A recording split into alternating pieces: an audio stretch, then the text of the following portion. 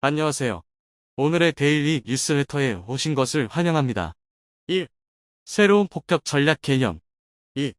K9가 하늘을 맴돌다. 3. 중국을 석기 시대로 되돌려라. 한번 진실을 알아봅시다. 한번 뜨면 모든 걸 잿더미로 만드는 폭격기를 대한민국에서 개발 중입니다.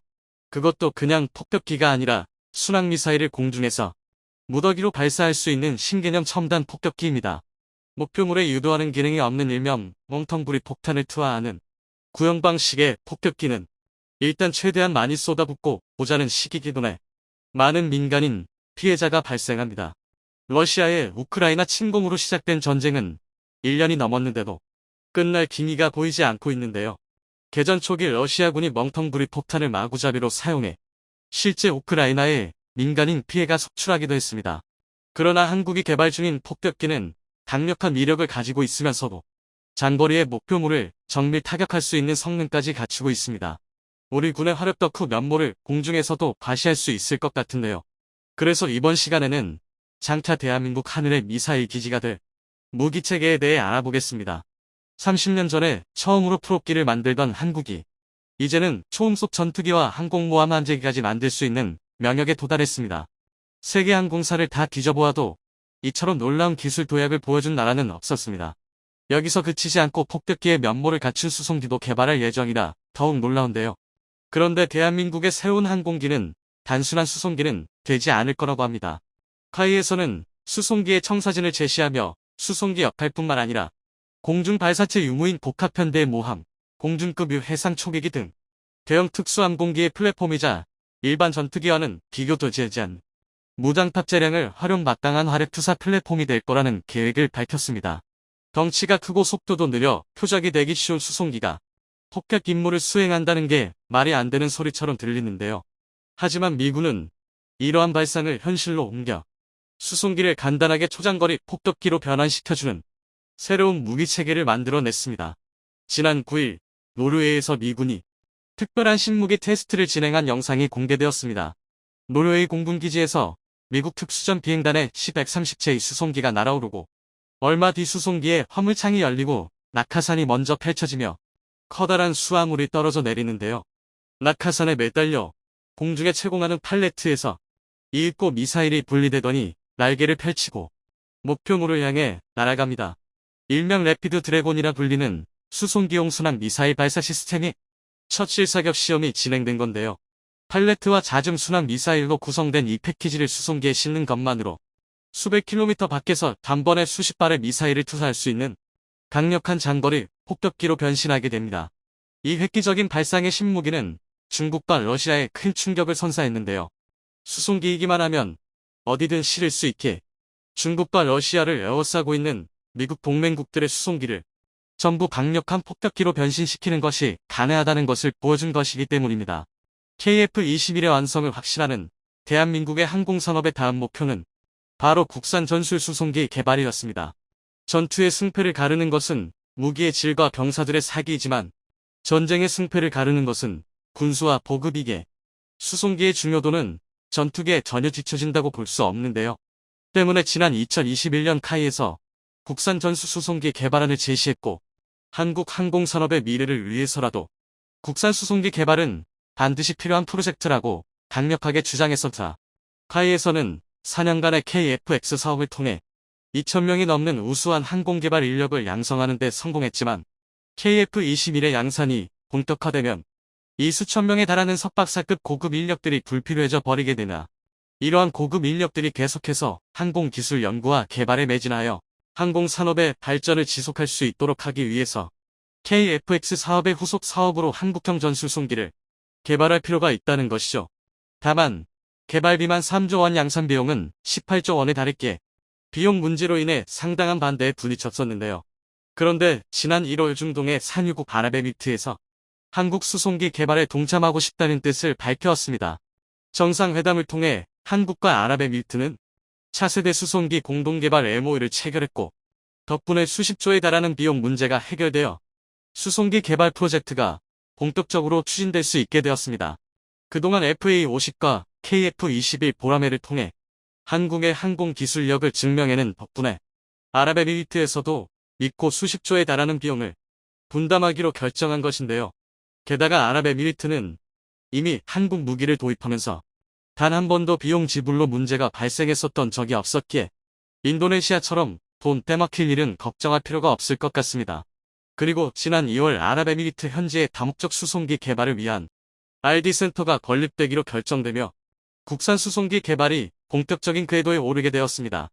산유국의 오일머니를 등에 업고 개발 추진약을 얻은 MCX 프로젝트는 상발 터보팬에 장착한 최대 이륙 중량 103톤급 수송기를 목표로 개발이 진행될 예정인데요. 최대 속도 마하 0.75에 5,000km의 항속 거리 기존 C-130 수송기의 1.5배에 달하는 30톤의 수송 능력을 갖추는 것을 목표로 하고 있습니다. 2022년 가장 뜨거운 관심을 불러모았던 국산 무기는 KF-21 보람이었지만 이와 함께 다른 의미로 뜨거운 주목을 받았던 무기가 있었으니 바로 국산 전술 수송기 MCX였습니다. 지난해 9월 개최된 방산 전시회 DX 코리아에서 카이의 국산 수송기 모형이 최초로 공개되었는데요. 범고래를 닮은 매력적인 디자인으로 해 당시 드라마 우영우 속 고래가 떠오른다고 하여 우명우 비행기라는 별명을 얻었었죠. 그런데 이 귀여운 별명을 가진 비행기가 사실 북한과 중국까지 초토화시킬 수 있는 무시무시한 공중 요새로 변신할 수 있다는 사실이 드러났습니다. 그리고 이걸 가능하게 해주는 것이 바로 앞서 언급한 래피드 드래곤 시스템입니다. 래피드 드래곤의 팔레트 하나에는 순항 미사일 6발이 탑재되고 C-130 계열 수송기에는 6개들이 팔레트 2개, 총 12발의 순항 미사일을 탑재할 수 있습니다. 훨씬 큰 전략 수송기 C-17에는 9발들이 팔레트 5개, 총 45발을 탑재할 수 있는데요. 미국의 장거리 폭격기인 B-1B를 뛰어넘는 폭장량을 수송기가 가지게 되는 것입니다. 만약 C-130 수송기의 1.5배의 수송 능력을 갖추게 돼 MCX 수송기에 래피드 드래곤 시스템을 탑재한다면 최대 18발의 순항 미사일을 탑재할 수 있을 것으로 예상되는데요. 지난해 12월부터 국산 장거리 공대지 순항 미사일 체계 개발에 착수하였기에 MCX 수송기와 함께 완성된다면 강력한 미사일 캐리어로 활약할 수 있을 것으로 기대받고 있습니다. 또한 한국이기에 가능한 또 다른 가능성이 있는데요. 바로 미국에서만 운영하고 있는 건쉽을 한국형으로 개발하는 것입니다. 현재 미국은 C-130 수송기에 105mm 곡사포와 각종 지상화기를 장착하여 지상부대의 화력 지원용 공중 플랫폼으로 쏠쏠하게 써먹고 있습니다. 하지만 사거리의 한계와 수송기의 낮은 방공 능력 때문에 방공망을 완전히 장악한 후에나 투입될 수 있다는 문제점이 있는데요. 강력한 공중 장막 능력을 가진 미국조차 고작 맨피즈 미사일의 건쉽을 격추담했던 적이 있었을 정도이죠. 하지만 C-130의 1.5배에 달하는 한국형 수송기와 후방부를 자부하는 한국의 포기술이 합쳐진다면 세계 어디에도 없었던 건쉽을 만들어내는 것이 가능할 것이라고 합니다. 바로 세계 최고의 자주포 K9의 155mm 곡사포를 MCX 수송기에 장착하는 것이죠. 현재 K9의 최대 사거리는 40km 정도이지만 풍산에서 개발을 진행 중인 155mm 유도할 공포탄감을 사용한다면 사거리가 100km까지 늘어나게 되는데요. 폭탄의 날개를 달아 활강 비행을 통해 전술탄도탄 수준의 사거리를 가진 간 포탄은 날개를 조종해 정밀 기동이 가능하고 GPS, IMU 통합 항법 유도 장치까지 갖추고 있어 무려 95%에 달하는 명중률을 자랑합니다. 게다가 최근 연구에 따르면 C-130과 같은 수송기에서 압축 공기를 이용하여 감탄을 발사하게 된다면 사거리가 최대 150km까지 늘어나게 된다고 하는데요. 이러한 간포탄을 탑재한 한국형 건쉽이 탄생하게 된다면 적의 대공 공격에서 안전한 150km 막 상공에서 막강한 화력 지원 임무를 수행할 수 있게 되는 것이죠.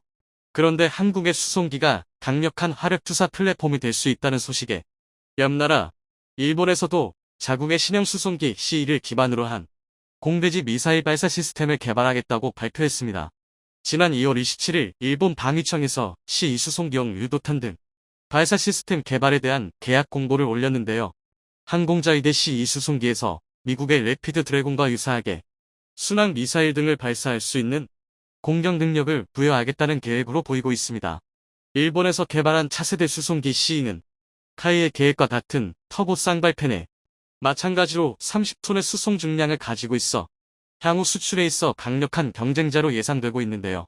그런데 아직 만들어지지도 않은 카이의 MCX 수송기를 상대로 일본의 C2 수송기가 이미 한번 굴욕적인 패배를 경험한 적이 있었다고 합니다.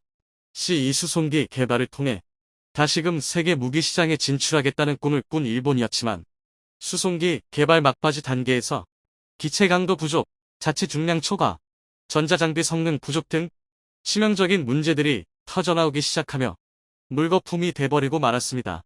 결국 방위성에서 문제 해결을 위해 도쿄대학교의 기술 지원을 요청했었지만 국방에 관련된 연구를 금기시하는 일본 대학들의 정책으로 인해 거절당했었고 결국 수송기의 동체를 완전히 처음부터 재설계하여 교체하는 방법으로 문제를 해결할 수밖에 없었습니다. 덕분에 개발 기간은 15년으로 늘어났고 가격도 40%나 높아진 236억 엔, 하나에 1360억 원이나 돼버리고 말았죠. C를 상회하는 성능을 목표로 하고 있는 MCX가 대당 가격을 900억 원으로 잡고 있는 걸 생각한다면 일본이 또 한 번 말도 안 되게 비싼 무기를 만들어 내버린 것입니다. 이는 아무리 돈이 많은 나라라고 해도 용납이 안 되는 가격이었는데요. C2 수송기를 구매하기 위해 협상을 진행 중에 왔던 아랍에미리트도 말도 안 되는 가격에 손사래를 쳤고 이후 아시다시피 아랍에미리트와 한국의 수송기 공동개발 MOU를 맺으면서 일본은 또 한 번 한국 방산에 패배한 기록을 남기게 되었습니다. 자주포와 전차 훈련기 전투기에 이어 폭격기로 활용 가능한 수송기까지 인도가 대한민국을 추월했습니다. 도저히 말도 안 되는 일을 성공시키면서 전 세계 군사 전문가들을 깜짝 놀라게 한 건데요. 인도 방위산업 최악의 결과물 중 하나인 페자스로 항공모함 이착함에 성공한 것입니다. 대한민국의 KF-21N이 이제야 독자 개발 가능이라는 결과를 받은 걸 고려하면 경악스러운 일인데요. 물론 인도의 성과는 굉장하다기보다 기가 막힌 일에 가깝습니다. 페자스가 괄목할 만하다거나 믿기지 않을 빠른 성장을 거두었기에 놀라운 게 아니라 도대체 어떻게 했는지 궁금한 건데요. 아마 자세한 내막을 알고 계시지 않는 이상 이런 반응이 이해가 안 되실 겁니다. 특히 대한민국 항공모함의 행방이 묘연한 가운데 페자스가 함재기로서의 가능성을 보였다는 건 심각한 일이라고 생각하실 수도 있는데요. 방산 시장에서의 경쟁력은 물론이고 인도가 대표적인 진로 국가라는 걸 고려하면 충분히 걱정하실 수 있는 일입니다. 오늘은 인도의 항공모함과 테자스에 대한 진실, 새로운 국면을 맞이한 대한민국의 항공모함에 대한 최신 소식을 알려드리겠습니다. 테자스가 인도에서 자체 개발한 첫 항공모함 INS 비크란트에서 이착함에 성공했다는 소식을 들었을 때 세계 대부분의 군사 전문가들은 이렇게 생각했을 것입니다. 그도 그럴 게 인도의 국산 무기 사랑은 너무 유별나서 집착에 가까운 정도지만 그렇다고 해서 그게 꼭 성능이 우수하다는 의미는 아니기 때문입니다. 이를 보여주는 가장 단적인 예가 테자스의 개발 기간인데요. 1983년 소요 제기, 1986년 공식 출범한 테자스 개발 사업은 무려 2010년이 되어서야 IOC를 취득할 수 있었습니다. 다시 말해 인도 공군에서 그나마 최소한의 운용 요구 조건은 충족했다고 인정하기까지 공식 출범 연도를 기준으로 24년이나 걸린 셈입니다. 게다가 테자스 초도 물량이 인도 공군에 도입된 건 그보다 6년이나 더 지난 2016년이었는데요. 유독 빠른 경우긴 하지만 대한민국의 KF-21이 약 11년 만에 초도 비행에까지 성공했다는 걸 알고 보면 인도는 테자스 하나에만 2, 3배에 달하는 시간을 투자한 것입니다. 심지어 이렇게 해서라도 테자스가 멀쩡하게 세상 밖으로 나왔다면 이 정도로 욕을 먹지는 않았을 텐데요. 그 중에서도 레이더 결함은 테자스를 말 그대로 종이 비행기와 다를 것 없게 만들었습니다. 인도는 기술적 준비도 없이 레이더 자체 개발을 준비하다 소프트웨어 및 하드웨어의 기술력 부족으로 실패했습니다. 이로 인해 테자스 초기 양산형은 레이더가 필요한 무장 체계를 전혀 탑재할 수 없게 되었는데요. 사실상 몽텅구리 폭탄을 제외한 미사일 대부분을 사용할 수 없는 것입니다. 결국 인도는 2008년이 되어서야 레이더 자체 개발을 포기하고 이스라엘 엘타에 의해 M2031을 도입할 수밖에 없었습니다. 대한민국이 미국과 유럽의 갑질에 지쳐 결국 국산 이사 레이더를 개발하고 KF-21에 탑재하는 데까지 성공한 것과 상당히 대조적인데요. 하지만 테자스의 진짜 문제는 여기서 끝이 아닙니다. 사실 테자스가 아무리 못났어도 KF-21과 직접 비교하는 건 인도로서도 좀 억울한 일인데요. KF-21이 4세대 4.5세대기 중 최고의 성능을 자랑하는 반면 테자스는 경공격계에서도 최하위권의 성능입니다. 그나마 FA50과는 겨루어봐야 체급이 맞는데요. 테자스는 전장 13.2m, 전폭 8.2m, 전고 4.4m로 FA52 전장 13.1m, 전폭 9.4m, 전고 4.9m라는 걸 감안하면 상대적으로 더 작은 크기입니다. 그런데 재밌는 건 그런데도 전비 중량은 테자스가 9,800kg에 달하는 것에 비해 FA50은 8,900kg에 불과해 훨씬 가볍다는 건데요.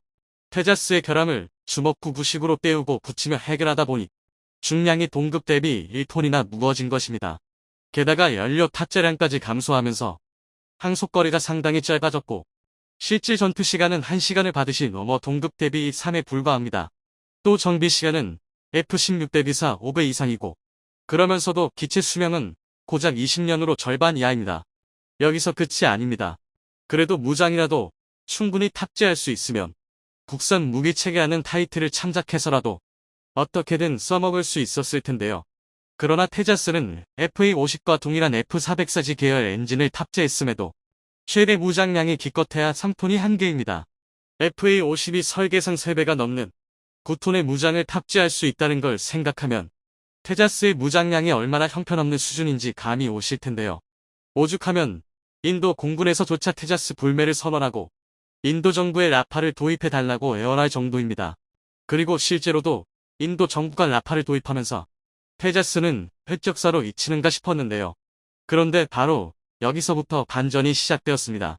인도 정부가 어떻게든 주력기로 써먹겠다는 마음으로 테자스를 MK-1A로 개량한 것도 모자라 KF-21급 성능의 MK 개발을 시작한 겁니다. 그리고 심지어 함재기형인 해군용 엘카 테자스까지 만들겠다고 선언했는데요. 그 결과가 바로 서두에서 말한 INS 비크란트 2차 함성공입니다. 이를 대한민국에 비유하자면 FA50으로 함재기를 만든 셈인데요.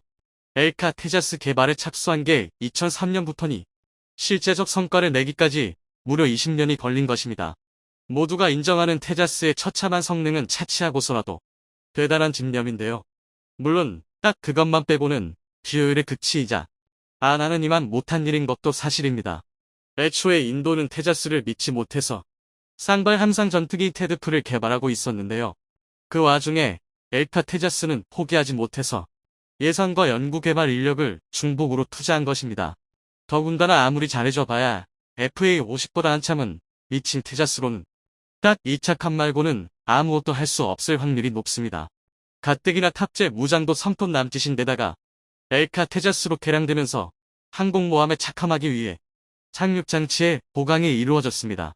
게다가 함재기의 특성상 기본적으로 연료와 무장 탑재량에 상당한 제한이 걸리는데요. 이를 감안하면 엘카 테자스가 미사일 딱 한 발을 탑재하고 30분 작전을 수행할 수 있다고 해도 감지덕지할 지경인데요.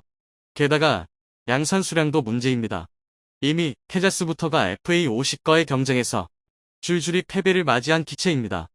심지어 말레이시아에는 FA50 절반 정도의 도입가를 제안했지만 실패했다는 루머도 있는데요. 이런 상황에서 가뜩이나 소요가 부족한 함재기여 엘카 테자스가 설 자리는 없습니다. 사실 인도 정부조차 이를 알고 있기에 라팔 함재기형이나 슈퍼폿 블록 3을 추가 도입하기 위해 사업을 벌이고 있습니다.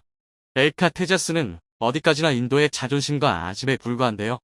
하지만 그럼에도 불구하고 여기서조차 대한민국은 배울 게 많습니다. 물론 FA50을 함재기로 개량하자는 건 아닙니다. 최근 KF-21은 독자 개발 역량 보유 연구가 가능으로 최종 결정이 나면서 드디어 대한민국 항공모함의 목적지가 생겼는데요.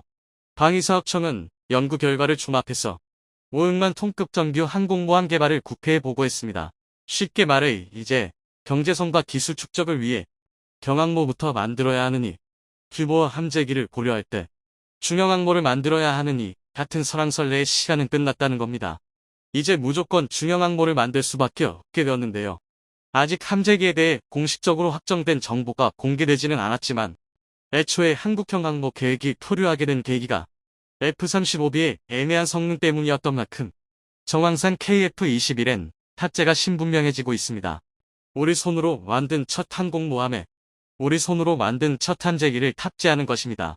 게다가 방위사업청의 연구 용역 결과 대한민국의 항공모함에는 KF-21은 16-28대, 조기응복이 2대, 구조 헬기 2대 등 20-32대의 함재기를 탑재할 수 있는데요. 이를 위해 기존에 검토되던 수직 이착함이나 스키점프대 대신 캐터펄트와 어레스팅 후크를 사용한 캐터 방식이 고려되고 있습니다. 인도의 테자스와 INS 비크란트와는 비교할 수 없는 진짜 함재기와 항공모함을 보유하게 되는 것입니다. 이는 F-35B의 수직 이착륙에 전적으로 의존하며 이름조차 다용도 운용모함인 일본의 이즈모국과도 비교할 수 없는 전력 강화인데요. 캐토바 항공모함은 함재기의 최대 이륙 중량에 제한이 없고 KF-21에는 공대항, 공대지, 공대공 등 전투 영역에 제한이 없는 멀티롤 함재기입니다.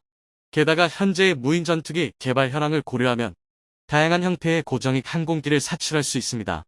다만 문제가 있다면 아직 대한민국에는 항공모함을 만들어 본 경험이 없고 캐터펄트는 더더욱 미지의 영역이라는 건데요. 하지만 카이와 현대중공업 측 관계자는 캐터펄트는 항공모함 한 척당 2개 정도가 필요하기 때문에 개발보다는 구매하는 편이 경제적이다라며 미국이 판매할 의향을 보이고 있다고 언급했습니다.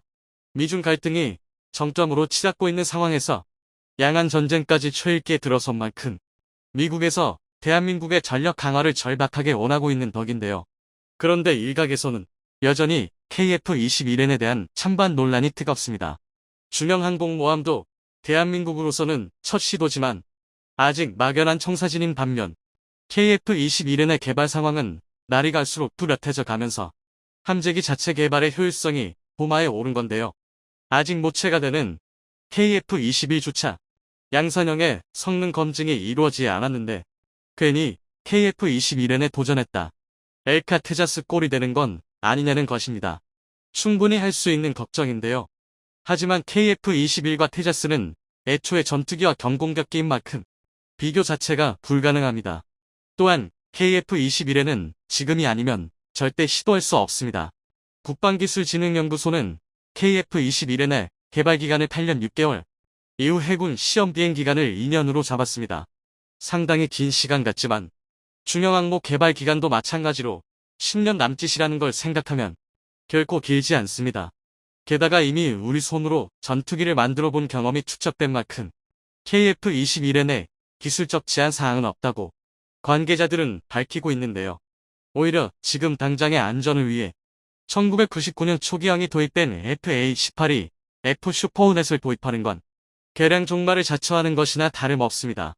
물론 그만큼 철저한 준비가 수반되어야만 대한민국의 항공모함이 유령선 신세를 면할 수 있습니다.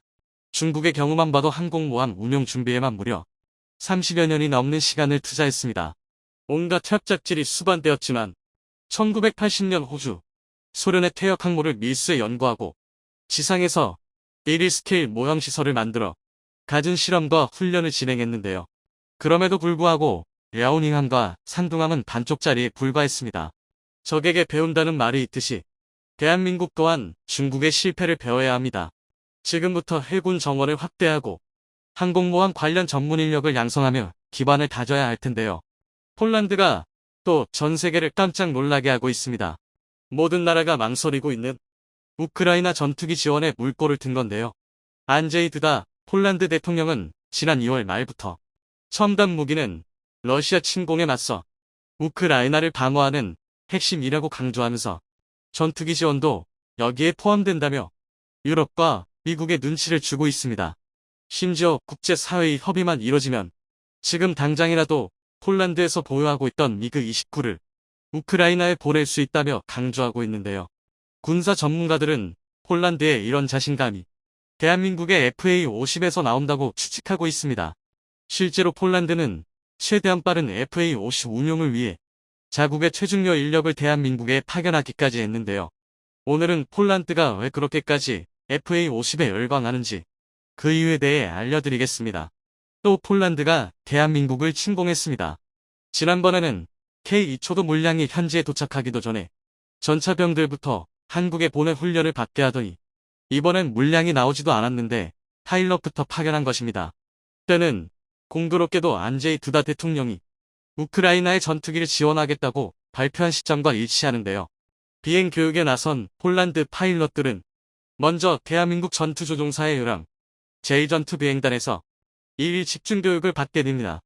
세계 최고 수준인 대한민국 공군 조종 교관으로부터 FA-50의 모체가 되는 T-50을 이용해서 비행 이론, 공중 조작 등 운용 방법 전반에 대해 11주간의 교육을 받는 건데요. 일반적으로 대한민국의 신참 파일럿이라면 여기서 빨간 마우라를 수여받게 됩니다. 하지만 폴란드 파일럿들은 이후 대한민국 최초로 순수 국산 자본과 기술로 지어진 제16전투비행단으로 이동하여 다시 11주간 타-50을 조종하며 공대공공대지 전술 등 대한민국의 실전 전투기술의 점수를 연마하게 됩니다. 여기서 끝이 아닙니다. 총 22주의 전술 입문 과정이 종료되면 타이로 이동하여 1주간 시뮬레이터를 이용한 지상 비행 숙달 훈련을 진행한 뒤에야 비로소 FA-50 파일럿의 자격을 갖추게 되는데요. 이미 폴란드 내부에서 해외 파견 인력으로 결정될 만큼 숙련된 파일럿임에도 이토록 전문적인 교육 과정을 거치는 이유는 그만큼 FA-50이 고성능 전투기라는 방증입니다.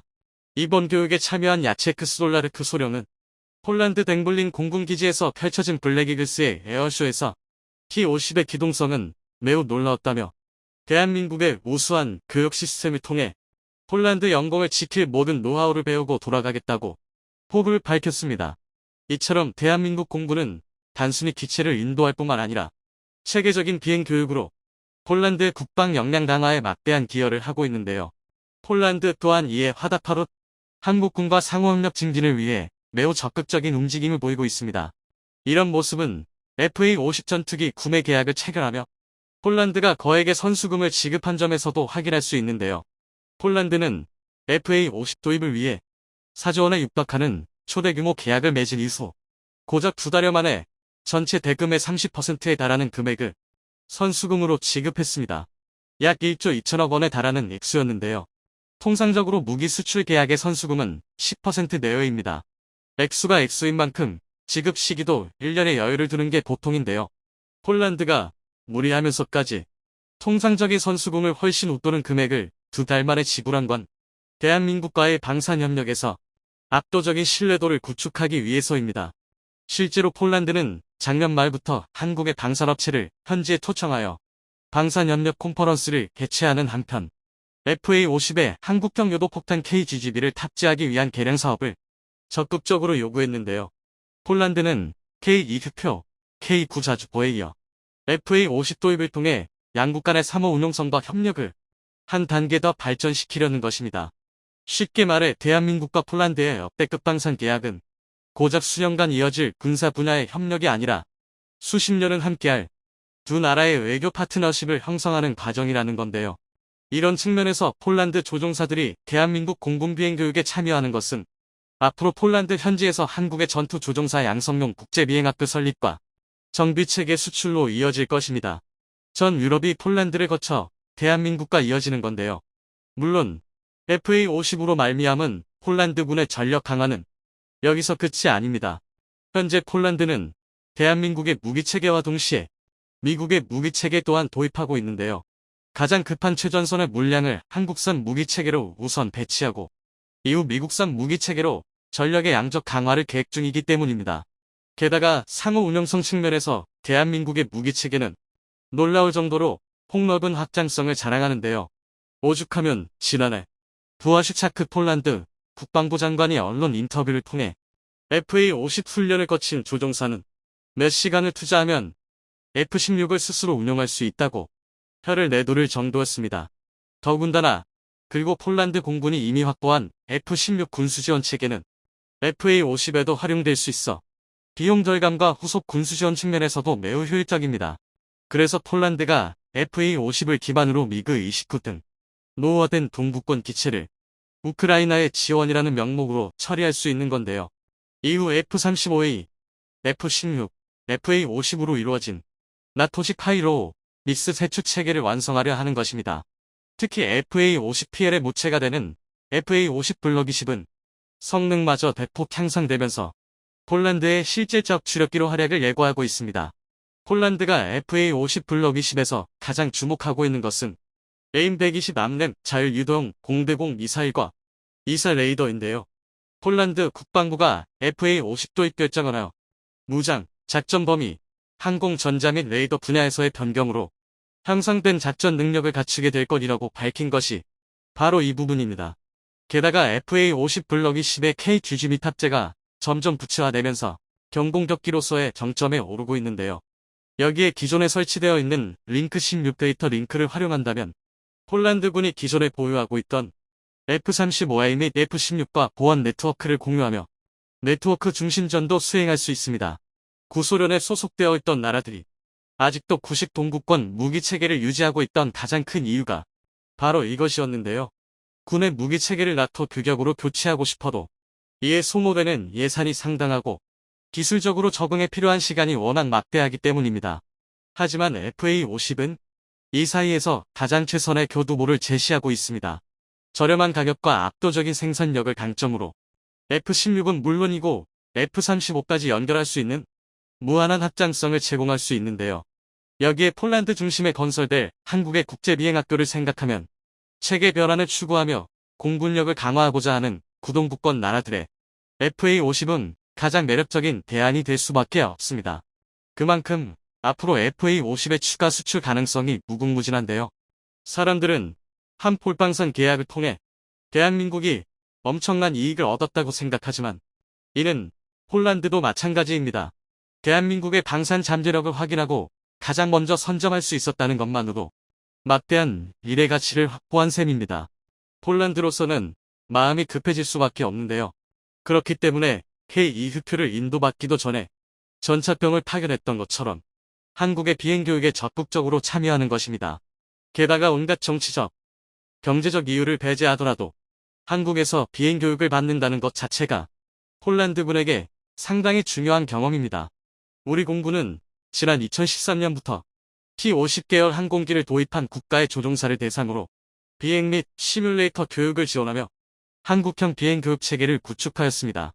현재 우리 공군에서 T-50 항공기 교육을 이수한 외국군 조종사는 인도네시아, 필리핀, 이라크, 태국, 그리고 미국까지 총 5개국 59명에 달하는데요.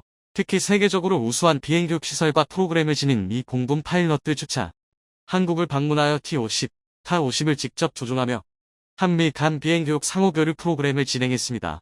대한민국의 전투 조종사 교육은 지상에서 이론, 교육과 비행 시뮬레이터 탑승을 시작으로 전투기의 특징을 파악하고 이착륙 능력을 확보하는 전환 비행 과목, 3차원 편대를 유지하는 편대 비행 과목 등 FA-50으로의 기종 전환을 위해 상당히 엄격한 프로그램으로 구성되는데요.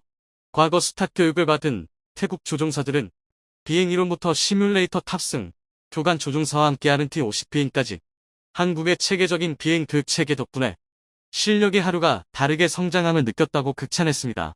이처럼 한국은 전투기를 수출하는 데서 그치지 않고 조종사 교육 및 기술 지원까지 완벽한 후속 지원을 진행하고 있는데요. 이러니 국제방산시장에서 대한민국의 무기체계에 대한 신뢰도가 점점 올라갈 수밖에 없습니다. 오죽하면 폴란드가 한국을 믿고 또박수를 던질 정도인데요. 이미 여러 차례 말이 나오고 있는 KF-21 사업 참여입니다. 사실 폴란드의 현재 상황을 고려하면 KF-21의 양산 상황을 확인하고 그때 한 발 걸치기 시작하는 게 안전한 판단인데요.